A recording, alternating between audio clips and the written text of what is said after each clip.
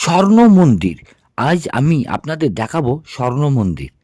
এই স্বর্ণ মন্দির যিনি তৈরি করছিলেন, কিন্তু তৈরি করতে গিয়ে উনি দেহ রেখেছেন, তাই এই মন্দিরটি সম্পূর্ণ কমপ্লিট হয়নি। কিন্তু মন্দিরটি তৈরি করার উদ্যোগ নিয়েছিলেন খুব সুন্দরভাবে। চারিদিকে জল, মাঝখানে মন্দিরটি তৈরি করছিলেন উনি। উনি দেহ রেখেছেন বলেই এই মন্দিরটি সম্পূর্ণ কমপ্লিট করতে পারিনি। ওনার নাম তাপস মণ্ডল, ডাকনাম পাণ্ডে।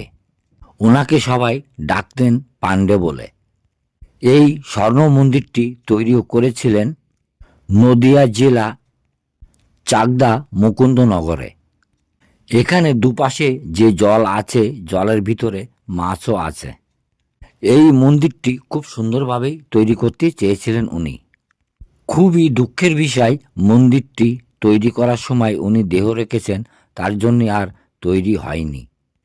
এই ভিডিওটি দেখে যদি আপনার ভালো লাগে, সাবস্ক্রাইব করে দেবেন। সম্পূর্ণ ভিডিওটি দেখার জন্য ধন্যবাদ।